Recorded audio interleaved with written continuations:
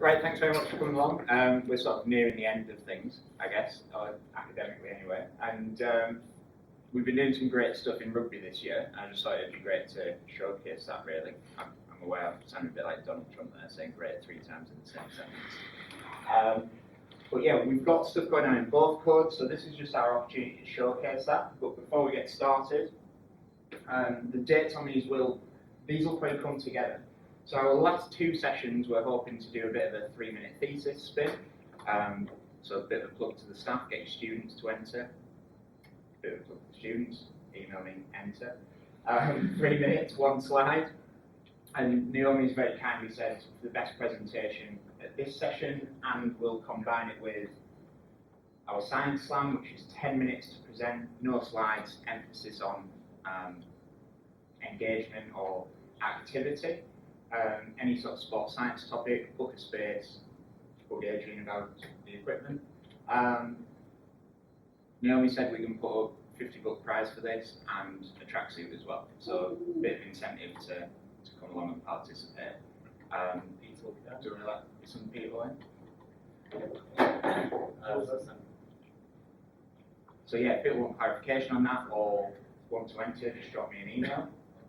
But today we're going to be talking about rugby, and we've got stuff going on in both codes, as I've said. Kim's doing a bit of work with academy players over at the Chiefs, done some wider Waikato stuff as well.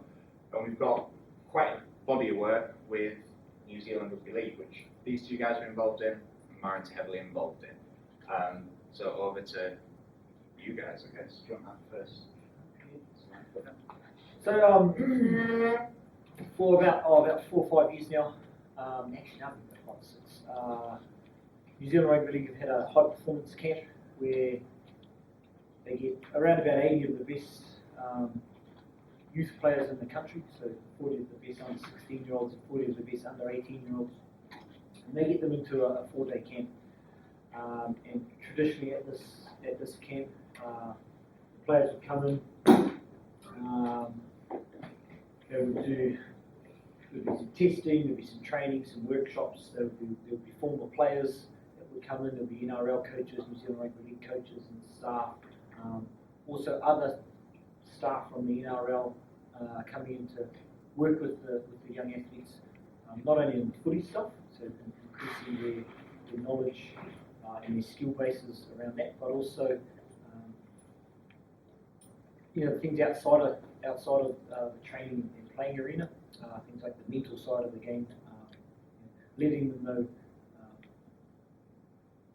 what the likelihood of getting an NRL contract is.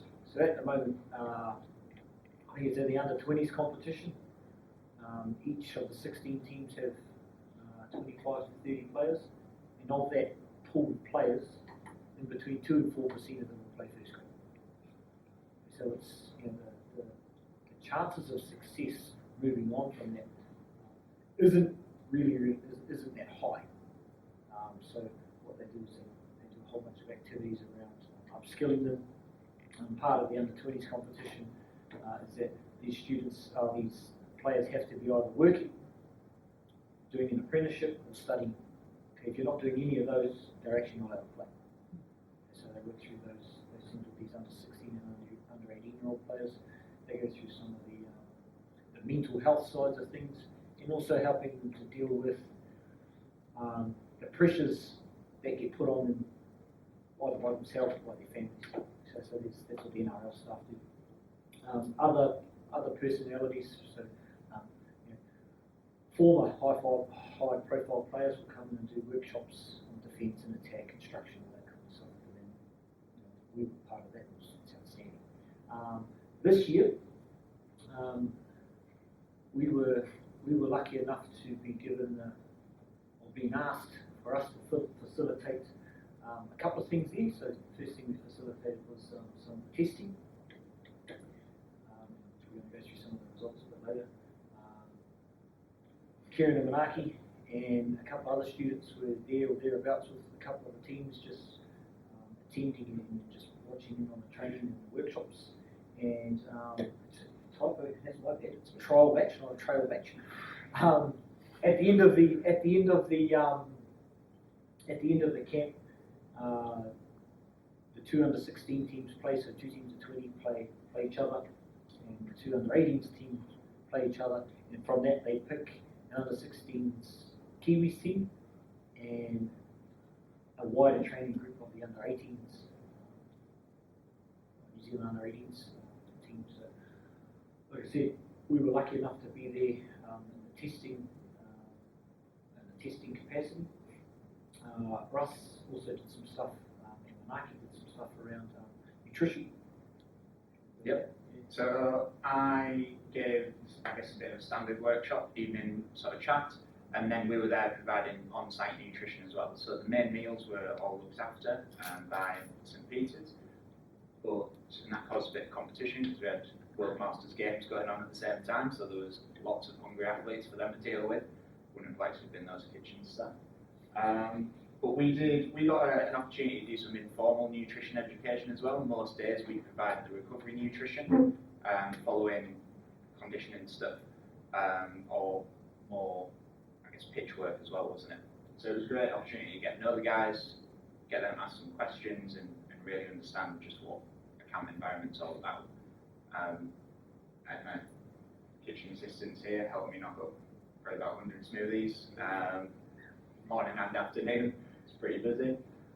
Lots of bananas peeled and not too many fingers cut actually. I think we did all right.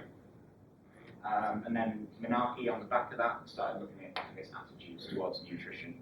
We're starting to see some nice findings from that. Good luck. So when it came to the actual tests themselves, we looked at the anthropometric side, so height, seated height, body mass. We looked at counter movement jump as an estimation of lower body power. Change of direction speed was used, or was assessed with the 505. We looked at some muscular endurance and some sprint speed, and that sprint speed we had timing gates at 10, 20, and 40 meters, and this time around, instead of using the yo-yo test, which they had done in the past, New Zealand Rugby League wanted to go with the Bronco 1.2k shuttle run test. So it's a test that Wayne Bennett, who's the super coach, coached the Broncos for years, he came up with this test. What he found was that a whole bunch of young players were coming into the NRL system, built like Tarzan, strong, but they actually they didn't have the fitness to be able to hack it. So he came up with this particular test, and he set some of his own standards around that. And what has happened since then is other people have heard about this, learned this test, and actually said, right, we're doing that as well. So what New Zealand Rugby League got us to do was to facilitate this test and the other ones as well, and come up with some standards around what 16 and 18-year-old players should be getting, or should be reaching in each of those testing. So that's part of Kieran's project, is actually coming up with standards. But we'll go through that later.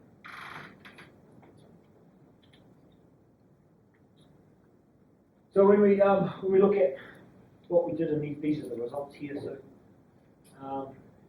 ideally we were going to have 40 players in each group, but we had a couple of players pull out, one from each age group, so then we ended up 39 each side, which still was quite even. And then as we look down through the results there, the height of the players between 16 and 18s isn't that different. Neither is seated height, nor the body mass. And when we looked around the groups, you could actually see that the under 16-year-olds actually looked bigger than the under 18-year-olds. And then when we look at some of the other results underneath, although they're similar, you could, when they were training and when they were playing, you could tell the difference. There is an age where size isn't a factor anymore.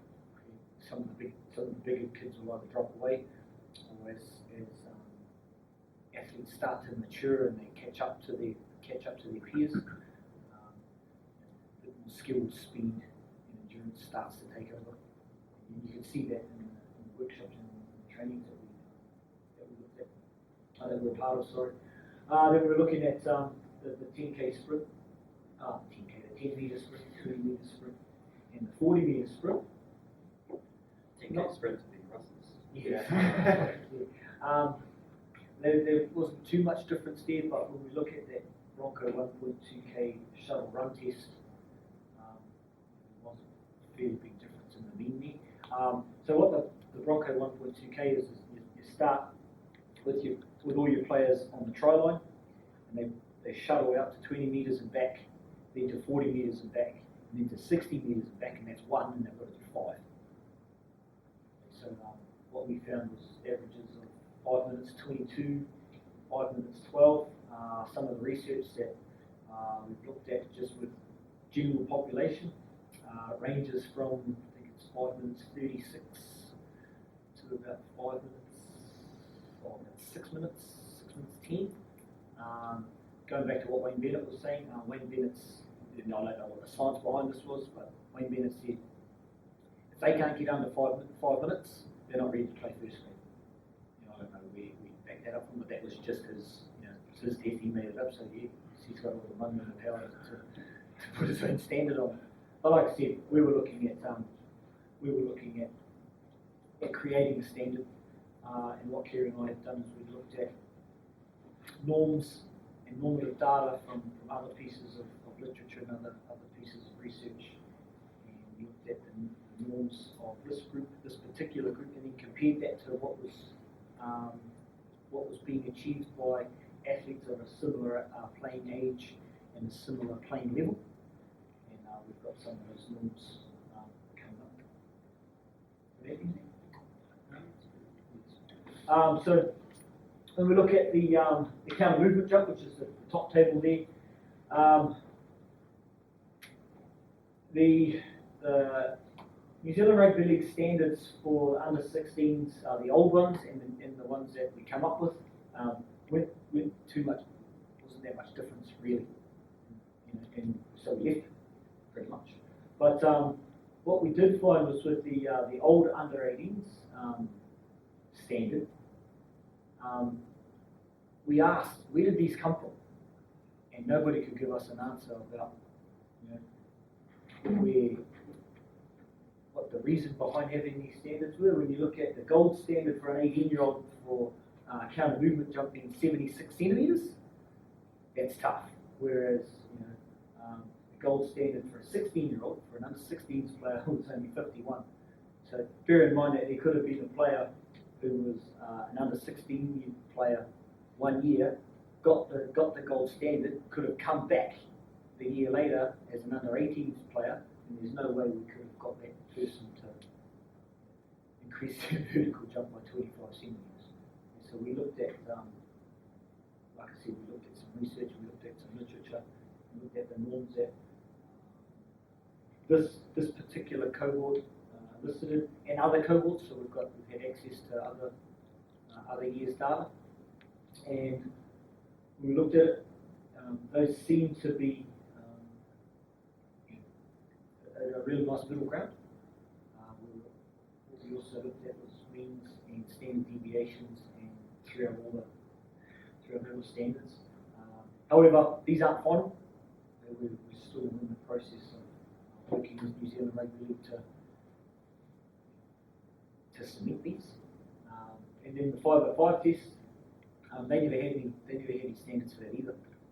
Okay, so this is what we've come up with now, but we realise that this is going to be quite organic. So the more data that we get, and the more data that we get year on year, we'll be able to come up with a lot more narrower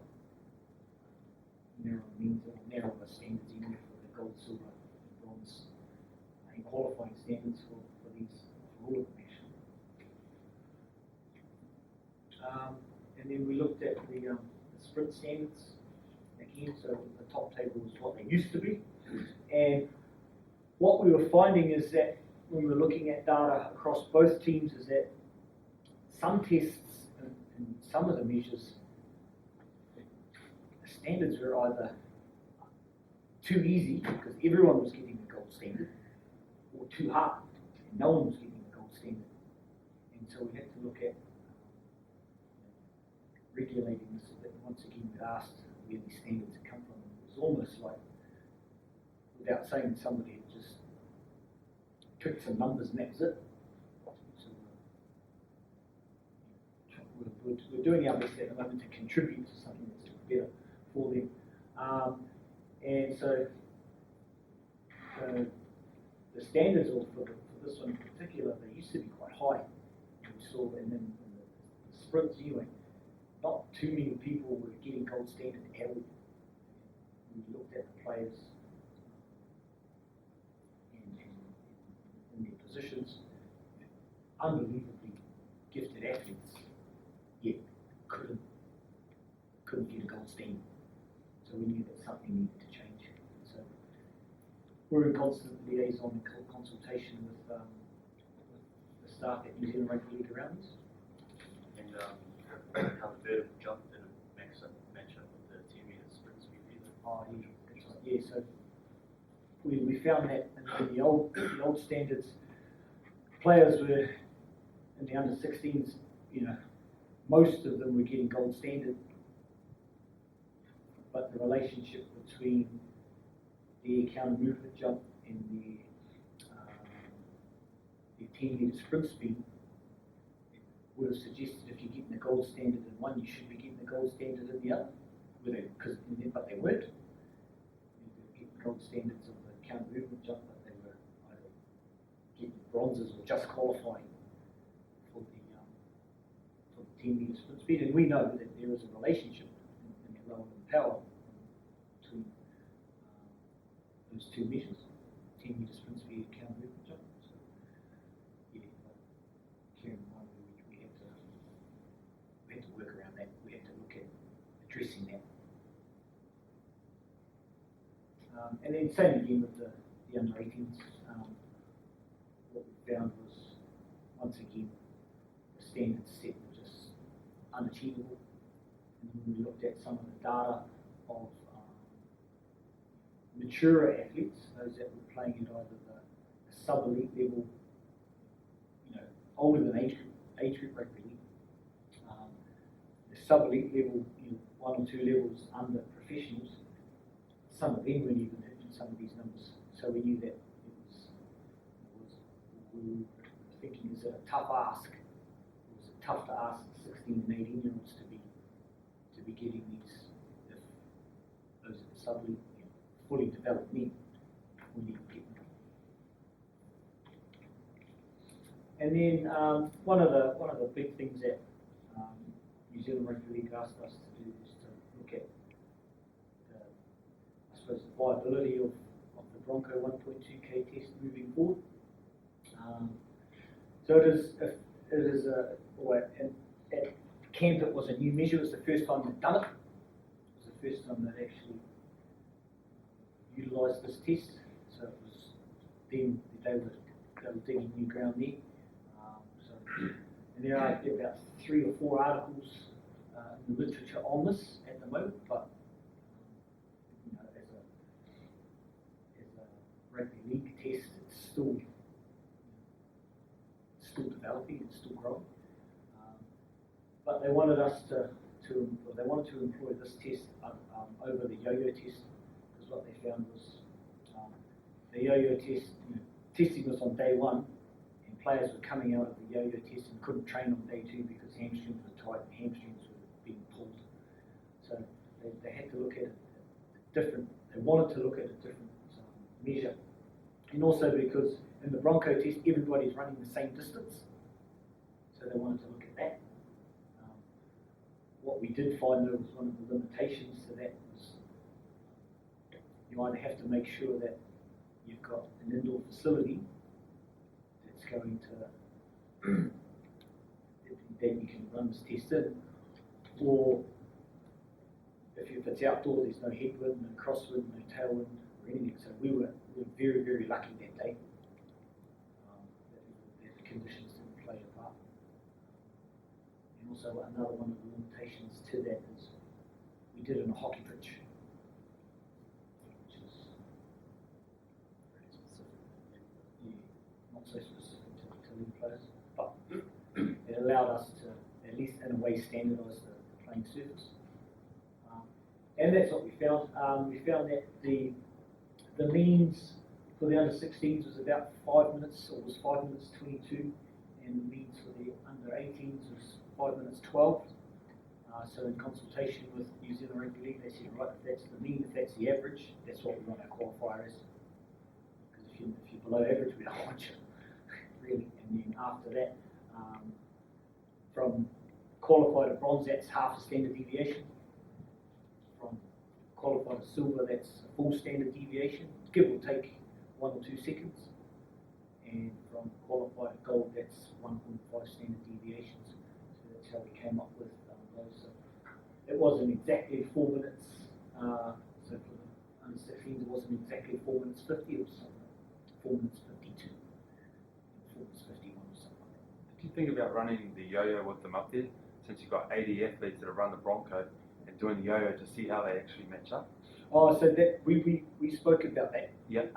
But for New Zealand Rugby League, they said because they were so time pressed in this camp, that's what we had to go with. But that's one of the recommendations we've said. So get some type of comparative measure between the Bronco and the yo-yo, or a validity measure.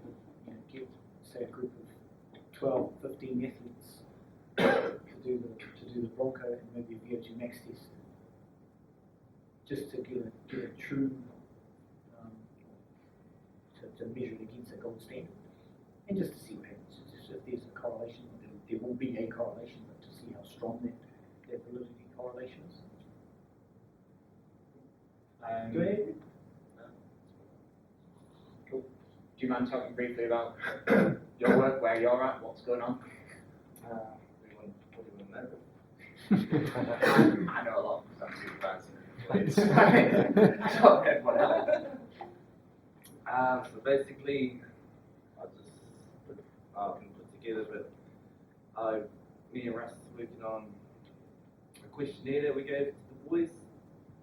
So it's basically just evaluating their dietary intakes, evaluating their nutritional knowledge, and just seeing if what they know, what they don't know. And we're just looking at the holes that are there. So one thing we wanted to address was if they can't, or if they don't know things that help their general health and well-being, how are they supposed to know how to improve their performance? We had a couple of problems with the questionnaire, didn't we? Yeah. So the questionnaires actually come from the UK. Yeah, it's a very European questionnaire. Yeah. Quite a long one too. So a couple of the questions went unanswered. And a couple of the foods that were on the questionnaire don't apply to these kids. They would have never seen them before. Haggis. Yeah, Haggis. that's a problem.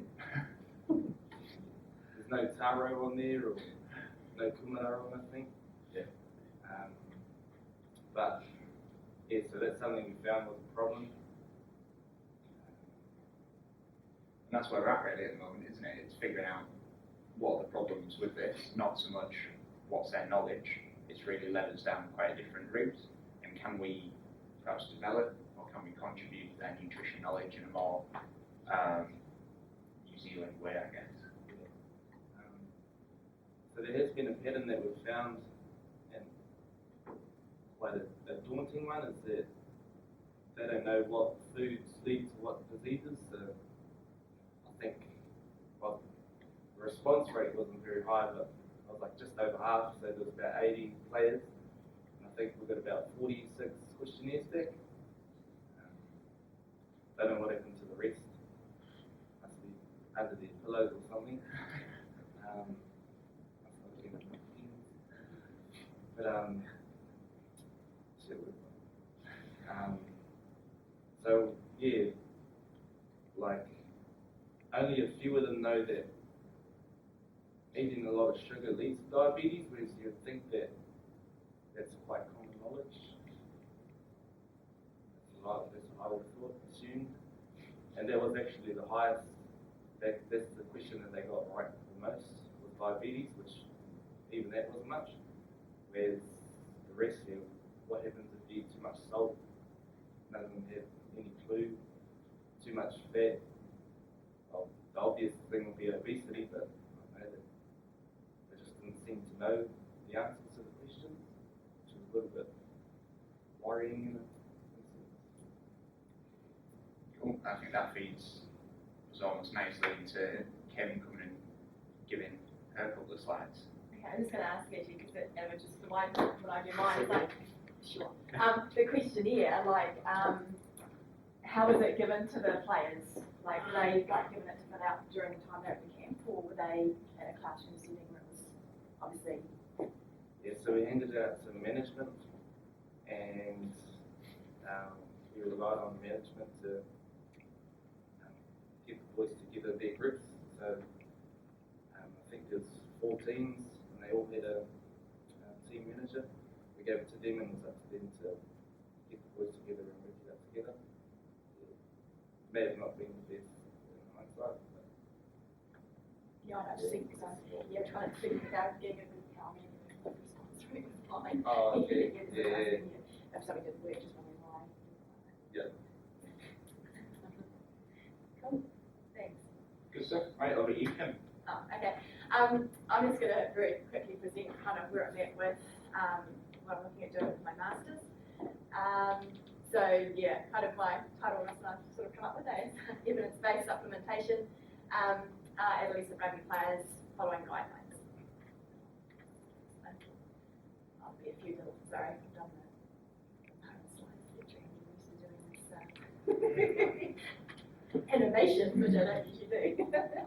And I suppose it's kind of been quite timely in the fact that what I'm looking at has kind of been in the media in the last month, which I kind of knew this was on the radar, which is what gave me the interest in it last year, because they started drug testing at the under-19s tournament last year, I think was the first time. And when I went and saw another nutritionist speaking to the Chiefs Development Squad last year, there was a bit of talk about that they were looking at drug testing versus games. So that kind of got me interested in that area with the supplement side of things. And I work with the Waipiro Rugby Union with the Mitre 10 squad, but I also started working with the academy players this year. So it was kind of an area, I was very interested in looking at.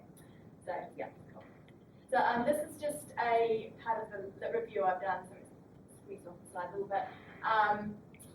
As part of my research proposal, but when you look at there's quite a few studies that kind of look at nutritional or supplement use in adolescent athletes, but these were the kind of main 4 that have been in rugby. So the top 3 are all in rugby. First one was done in South Africa. Oh, that's there. New Zealand. It's the drug-free sport one that was mentioned in the newspaper clipping. That was a survey that was done a couple of years ago. And then there's one in senior school in Ireland, and the one at the bottom is Drug-Free Sport UK, which covered a lot of different sports, not just rugby, but there were nearly a third sample, what is it there? Of the sample were rugby players, rugby union players.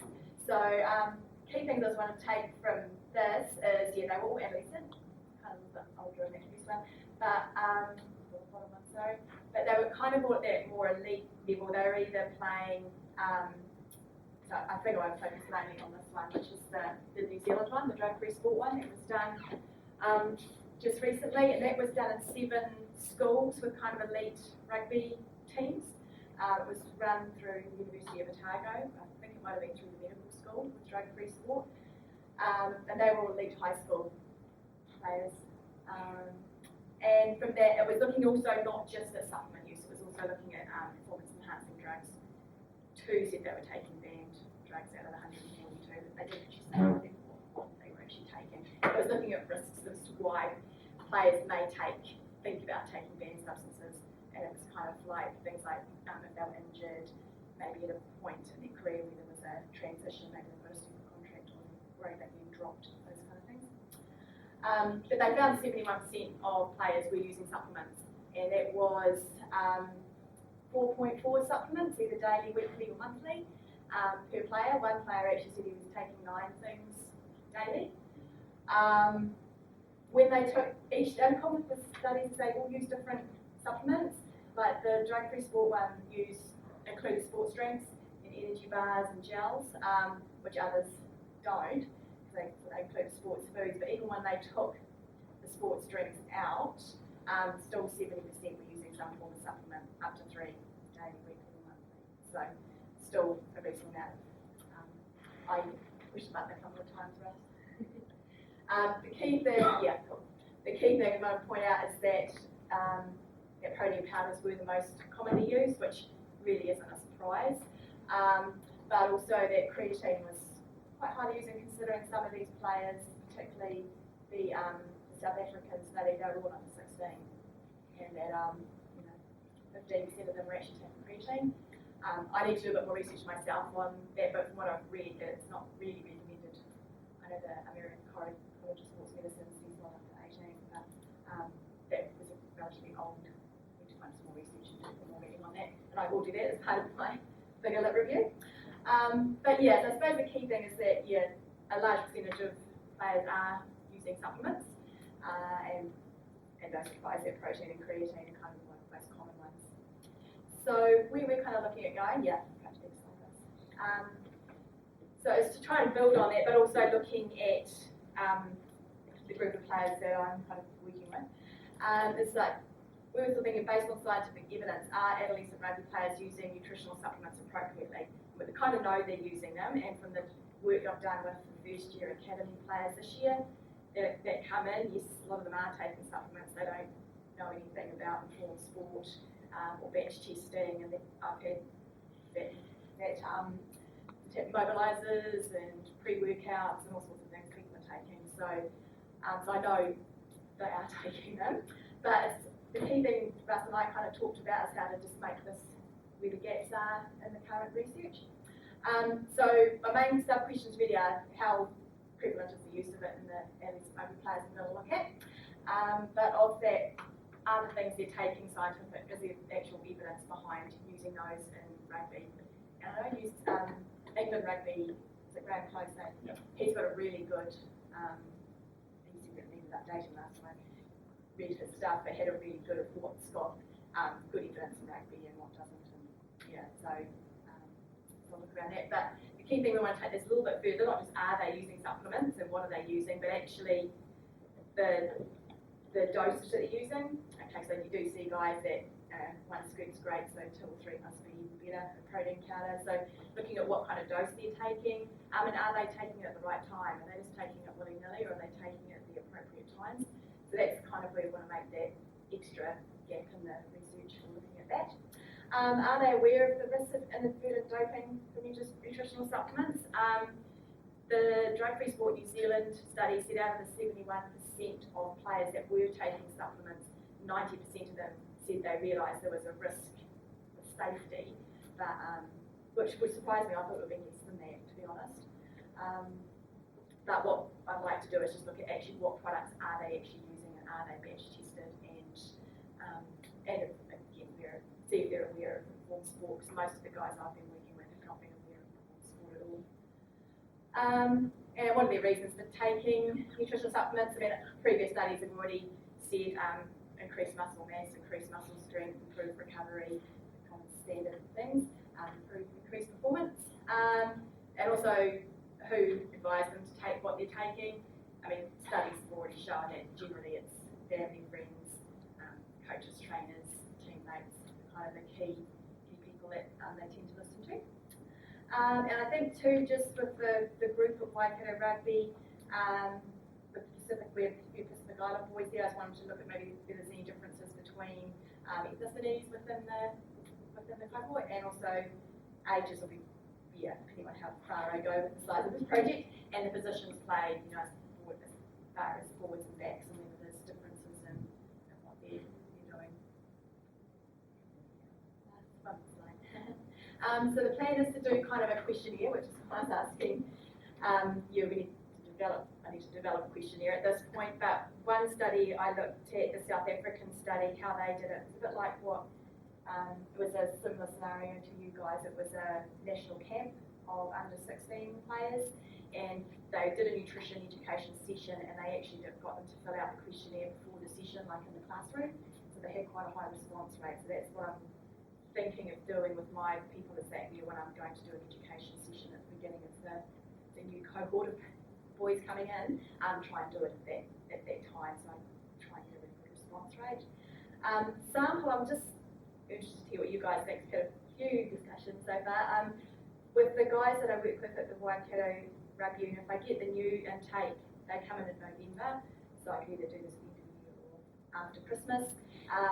If I get the year 1 and year 2 players, that'll be showing the difference in what the year 2s have learned from what I've taught them this year versus the newbies coming in, whether that's adding a bit more too much variation, I'm not sure. And the pre-academy players are schoolboys, so whereas the academy have to have their school, they're either university working, so most of them are 18.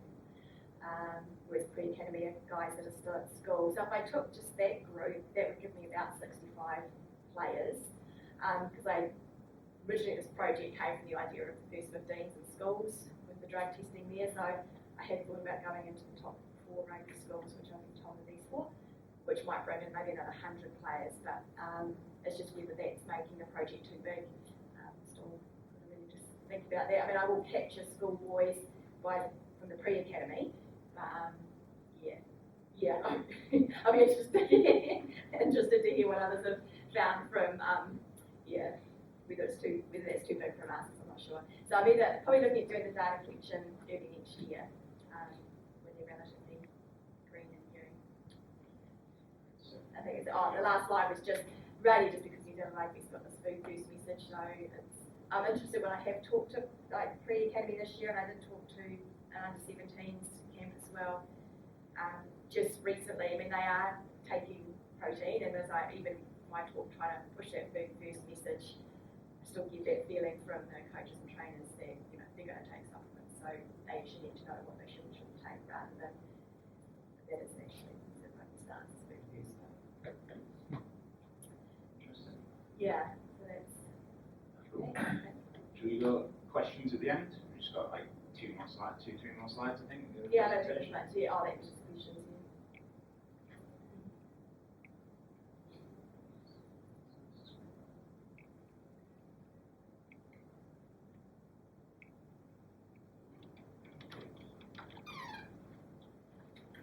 Right, so I guess to tie this together, I just wanted to put a couple of slides together for a talk that was, or an idea, a research idea that I've had for a couple of years now, and it was actually inspired by a Kiwi. Nick Gant came and spoke from AUT over in Newcastle in 2014, and he's doing some real cool stuff, or has done some real cool stuff looking at the brain and nutrition and how that interacts and potentially traumatic brain injury or concussion. So when we get traumatic brain injury or concussion, which we really suffer from in rugby players, we go from a fit and active brain to one that's really injured, damaged, and isn't functioning as it should be. Metabolically, we see shifts in fuel utilisation and impairment in potassium signalling and being able to pass on the message to the rest of the body or affected areas. It's a bit of a dumbed down version of concussion, but from a nutritionist point of view, start thinking about how can we intervene with this. Our main site of intervention would be right here in the axon. So signals generated up here, and they just pass down and then out of the axon that way. Concussion really disrupts what goes on here, so particularly around that release of potassium, we don't see it being passed along anymore, we see it being chucked out, so not great. So we need to think about how can we repair this, how can we limit this damage. We also see an alteration in brain fuel usage, so shift from glucose to ketones and that sort of fatty metabolism. And that sort of explains why one of the things people talk about when they switch from a conventional diet into a high-fat diet is this feeling of clarity or an altered mental status? Some people feel quite euphoric, and yes, a lot of this is anecdotal at the moment, but the metabolism actually supports it. So Nick's work and a couple of others have sort of cemented these two commonly used supplements in improving recovery from concussion or traumatic brain injury. Certainly there's a bit of mouse model stuff going on here, so potentially with our link with BSU, these could be type of projects that we can send a student to China to run for us. But on the ground, given the links that we've got, we maybe need to start considering high-fat diets or higher fatty foods, and the first or easiest way to do this, emerging evidence for fish oils being particularly good. So really easy to think a supplement, very safe, very commonly used supplement, great source of fat, and preliminary evidence is suggesting it's pretty good. So do we just need to, if the guys are playing on a Saturday or a Sunday, post-game, give them a high dose of fish oil? You know, something like 5 gram or 3 gram dose of fish oil, really easy to do, really easy to implement, really low cost as well. We could expand that further and say, do we just look at increasing the amount of fat you're eating following your game? We know this can reduce inflammation, but we're specifically trying to target the brain here with this high fat approach. So not looking to fat adapt an athlete, but deal with where the stress is being placed. So if you've, our leader isn't here, but if you've had a career like him where you tend to put your head where it shouldn't be, you know, a bit of high fat following those incidences or as part of your recovery strategy from a game could really preserve mental faculties for a bit longer. So yeah, they're just a couple of ideas around it, but this work's quite easy to do, I think, given our links that we have.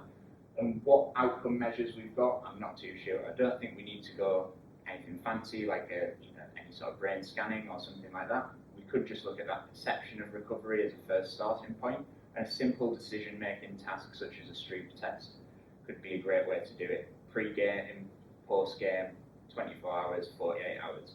Real simple way to do it.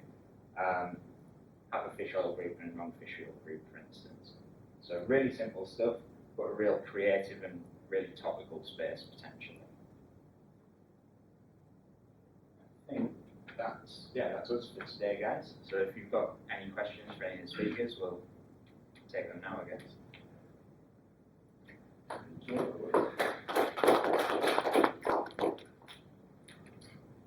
Very insightful.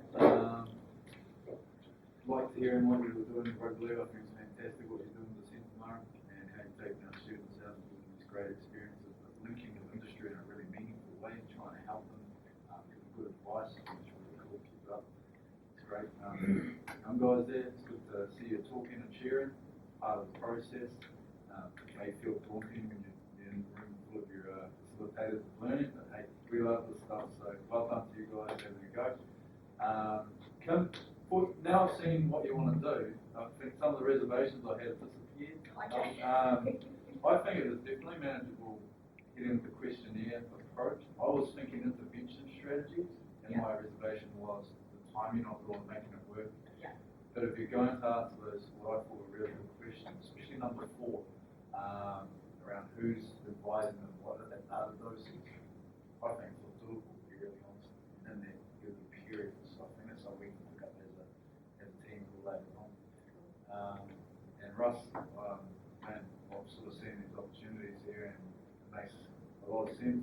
Innovative, novel, that's really cool. Good use of imagery as well.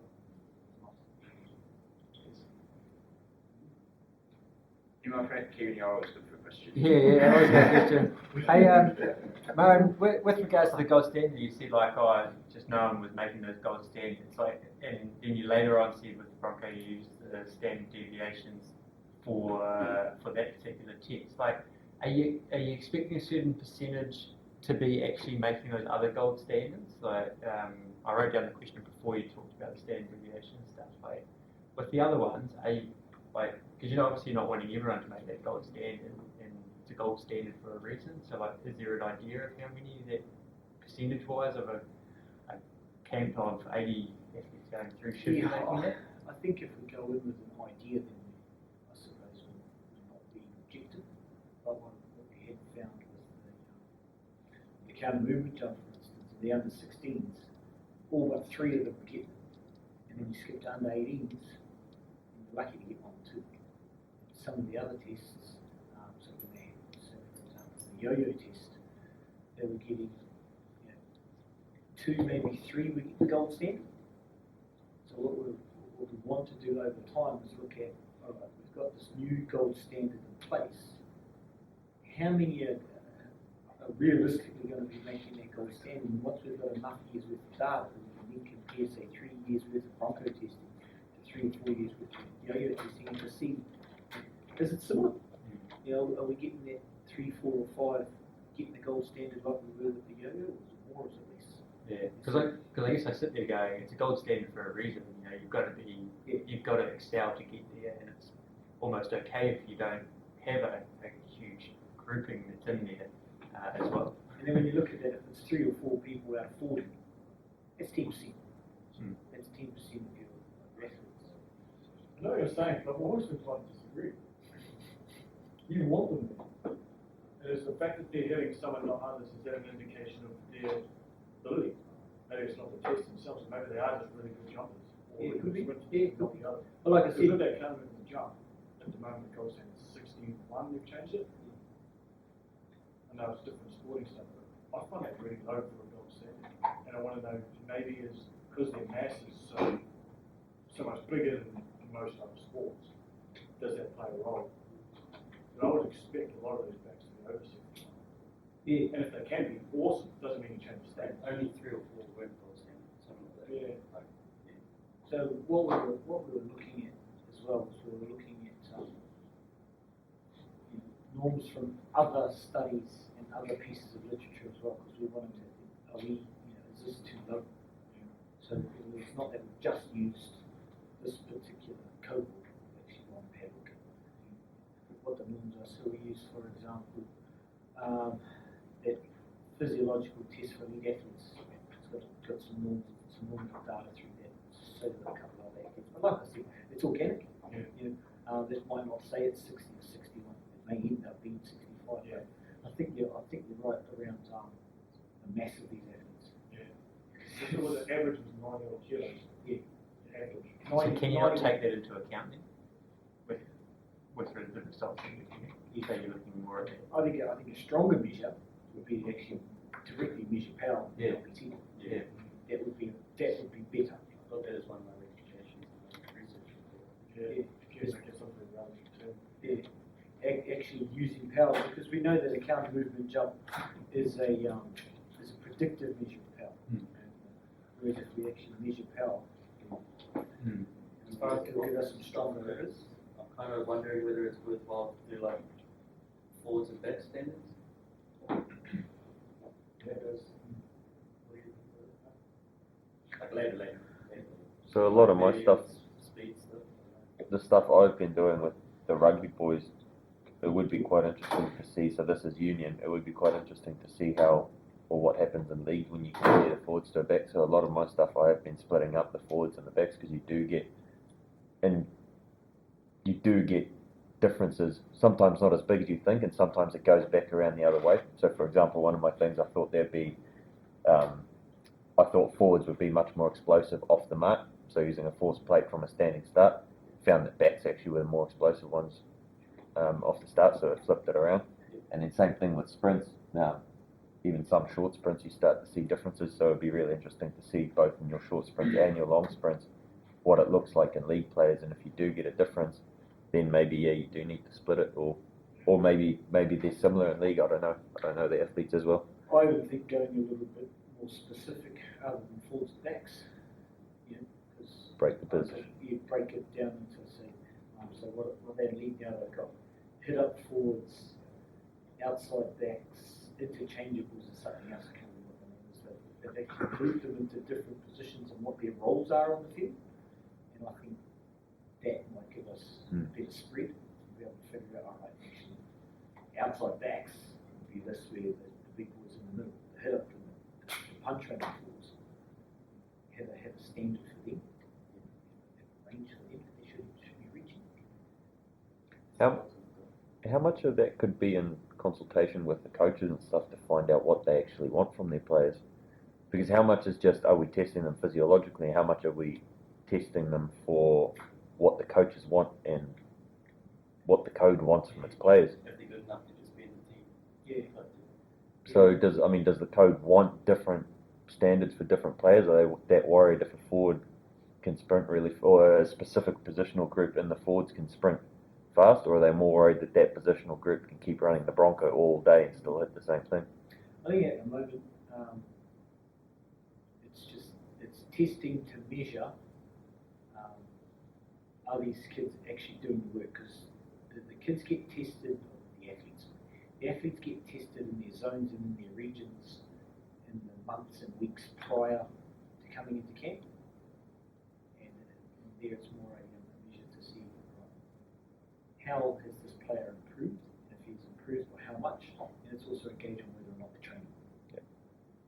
And at this stage, that's what it is. But I hear what you're saying. Yeah. There is some scope to be liaising more with the coaches and with the New Zealand Rugby League themselves to ascertain what it is that they want out of the testing. Because when we looked at who ended up making the teams, and the New Zealand residents under 18s team, and who got the top marks or the top scores, that's not always matching up. So kind of need to know what's the point in testing.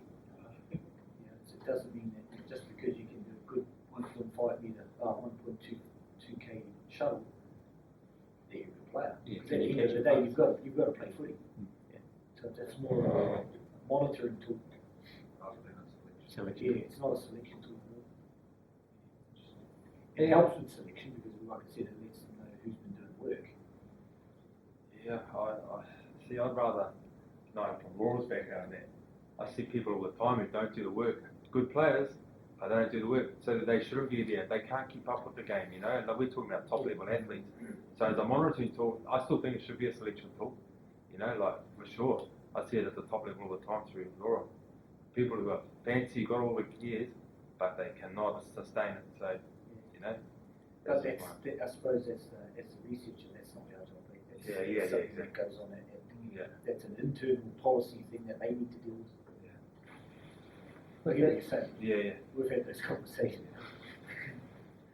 I was interested, I was looking at those results between the 16s and 18s, really quite similar, The 2 years, up to 2 years difference, I thought they were quite similar. How many of that 16 to 18 group has already been pulled out from here and already over in Oxford with contracts? So why they might be quite similar? Because maybe the best one is the 18s are actually already out. Yeah, so there are some that, so for example, the New Zealand Residents 18s team now, so there were 40 blokes that went to this camp. 15 blokes that are in the residents team now, of the 25 that the shortlisted didn't even go to camp because they were playing under 20s with the Warriors. So that's not the cream of the crop. No. Well, yeah, see, there are some that, because they were already playing under 20s, they couldn't go to camp because they had something else to attend to that they were committed to. So it was like, well, those 15 are out, we've got to put the next 15 in. So it's plausible that the data may be better, more of a discrepancy if you had these particular 15. Hey, just going back to that differentiating between groups, I think if you tap into that previous year's data, then you definitely can, because the more samples you'll have, the better you can break it down. And so even what you recommended, your hit-ups, your specific positions, and Karen looking at about 80 pieces of data there, you could start to make standards that potentially at towards the back, but the more you've got the easier it is to clear cut at group level. So to consider. With regards to that Bronco test, I'm keen to get your post thoughts around its use over others, say whether it be the yo-yo or something else. in relation to specificity for the sport of rugby league? Because I would have thought in my head a yo-yo test of its distance that's covered and the way that you actually undertake that is more specific to the game of rugby league versus the Bronco 1.2k. But what are your thoughts on what should be being done? I know it's New Zealand Rugby League are pushing for this one, but like, what's your actual thoughts as a sports scientist? So similar to what you're saying is, I don't think that a 60-metre shuttle is very specific to what we do with the sport is, because we know league's all about 10 metres. Now and again, there's a 20-metre burst. If they are going to be running 60 metres downfield, it's on a kick chase. So they're going to go 60 and deep and get on the fence, and they're not going to go 60 and then come back 60. Yeah, so in terms of the specificity, I did have those questions. I did raise those questions with them. However, that was their camp, and our mentality was, well, they get some testing done, let's just get the data anyway, and then let's see what we can do. Yeah, still a test of fitness, I guess. Yeah. In terms of the test that I think they should be doing. Pete and I come up with one that we worked on a couple of years ago, which is more specific. It's a 10-metre shuttle with a tackle back, but that's for a different story. I'm surprised that they're using that Bronco without any sort of little testing against what would have been done. Yeah. That's surprising. Or even the yo-yo itself, Yeah. because the yo-yo has a validity correlation of 0.6 something. It really isn't that strong compared to other tests. So, What's the tackle back on? 0.94. It's put no fault to me, mate. Actually, you're selling that. You're in the space too. Kim, creatine use in New Zealand, it didn't show up in their drug-free New Zealand one. It obviously popped up, so protein was kind of across the lot, and then creatine usage was in the one studies above and below that. Yeah, those is it are not the top, those are just the most common. Oh yeah, so it's supplements not used. it's not prevalent within the New Zealand. Oh, I think it is. It's definitely being used. It just wasn't one of the top. Actually, I'll have the paper. Right. Yeah. Okay. So it is being used, just not at the same rate as some of the other. Yeah, some of those other things. I think that those are the most common. Yeah. Yeah. And is that skewed because of that whole taking into account the energy drinks? I think it's really hard when you start comparing studies because some using sports food and sports drinks as well, but the others don't, and what they class as supplements too, whether they categorise things down into more of that group as one, and it's really hard to confuse them. Yeah. I think particularly in New Zealand, we're starting to see quite a cloudy picture, because if you, like in any pre-workout supplement, that could have a vast array of supplements within it. So things like beta-alanine, people may not be taking in isolation, but they may actually be taken chronically if they take pre-workout before sessions. Same with high doses of caffeine, same with creatine as well, and other tends to be single amino acids. So by having that as a category, which is where New Zealand supplement use tends to be heading, and where failed drugs tests tend to come from, we're getting a very cloudy picture. So maybe we need to do a bit more digging in that area. Do you think that the number of protein powders was low? Maybe like 50-odd%? I thought that was low. Do you reckon? It depends if they've had access to education, or if it depends on socio-economic background as well. So if these are most of those are the elite schools and stuff, I would have thought that more than that. Just as an observation. It might just be part of that whole filling out a questionnaire, because if someone doesn't feel that their data is going to be treated anonymously, you might give a result that suggests, oh, I'm not taking something, when in fact you are. Or if you don't take something frequently or consistently, you maybe then don't report it. Yeah, that's the question is too. They kind of vary a lot as to, are you asking people what they're taking right now, or are you asking what they've taken in the last 6 months? Or and each questionnaire was different on that aspect as well. That could be quite different with your results as well, like getting them to submit it in a classroom sense and then feeling like they're being monitored Watched, while yeah. they're filling it in Yeah. versus the approach of fill it in your own time, send it back, and hopefully it feels more anonymous or whatever. Yes, But, that's right, You yeah. know, it It's does quite good. that factor in. It's hard like, to oh, know. am I actually going to say that I've taken any other banned substances? Yeah. Probably not. Well, Yeah, the we're coach is talking about looking this over my morning at shoulder. the rugby union, just like, well, who's going to own up that they're taking steroids, even if it is anonymous? If it comes into a sales pitch, you need to make it really clear that you're not going to get called out, you're not going to No, be no. looked at different, no one's going to know who's the same you to. Is your questioning going to be outcome? I don't know, unless they've got to decide, yeah, that's what they're going to make a decision on.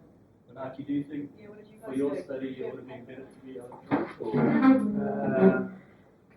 Thinking about that actually. I don't know. Or would it be easier for them to just yes, no? Then would it maybe have a higher percentage? Yeah, I do think it would have been. But I think just the type of questionnaire that we had and just how big it was where the real numbers came from. How many we get that. Having said that, 50% response rate's not that bad when you consider sometimes you send out stuff and you're pretty stoked if you get 10%. That's not going to think with the questionnaires, it's like even how you ask some of these questions too, I've really been kind of, how do you find out what dose and are they going to know the name of the product if they're sitting in a room off the top of their head, some of them may not. So yeah, there's so much things that you can just provide in the questionnaire. I think another thing is if you send them away, they give them to groups, talk about it. Yeah, What did you true, put? yeah. What did you? Yeah. Yeah. Yeah. Yeah. So I think something like using CP. SurveyMonkey or one of those where you can do it either on an iPad and you can pass your iPad around, or you can do it, as say, in your own time anonymously, and actually ensure that understanding of anonymity could be quite useful. Kim, just because I know you're asking, you weren't sure whether you'd do the, like the high school pre-game, can you do it, man? Do it? Hard. Yeah, I just know that's a bad. Because you'd assume that from high school through those years, they'd be getting more and more educated. Yeah. And as an assumption, Yes. it'd be cool to have that backing. Like, if you're only doing the survey, all they're doing is really implementing or giving a bit more time to go from data. Yeah. But in Yeah. terms of what you're doing, it's not really, I don't Too much. too much more work. No, Away from what you're already doing. Yeah. It would contribute to the strength of your study too, Ah, having an extra 100 athletes. Yeah. And the three groups together, awesome. Yeah, okay. That's what it was my plan. I've also talked to the academy and the pre-academy Yeah. managers, that's all. Okay. With that, it's just, yeah. And I know you're going to get kind of a pre and post sort of with your year ones and year Yeah. twos, but it'd be really interesting to know pre and post season just within Yes, the you could always just grouping. redo it at even year. I think Yeah. it's just my own use of one. Yeah, yeah. You get tracked over a few years. It's working coming up with my gosh. And Russ, you said that your fish oil was nice and cheap and easy to administer, but avocados are real expensive, so just know what's going down that line. Yeah, that's it. That's it. Hey, I've got something to ask you two. Do you want to share, your experiences? Want to share what you've picked up, what you've come to know, having worked in that, having worked with New Zealand Rugby? It was probably one of the best experiences I've had while being on the tip, doing that high performance camp. Hey, you're working with me. I remember doing that heat chamber stuff. Oh, come on, man. And that. And that. No, yeah, it was awesome. Just eye-opening too, as in the real world time scheduling of things. Everything's down to a T. You gotta be there to perform. That was pretty cool. So, even though I was only like junior, I could only imagine what it's like at the next level. Yeah, it was a cool way to like warm into the environment. People still forgot their shoes. Warriors, mate, still mucking around. There's no one with it. That was awesome. Anything I've not here, are you I alright? don't know, pretty much summed it up. Just enjoyed being a fly on the wall, just seeing how it goes down for real. Definitely achievable, I reckon, to Yeah, get into that actually. space and just work hard, I reckon. Bit of confidence out of it, that you completed. Smoothie says sorry.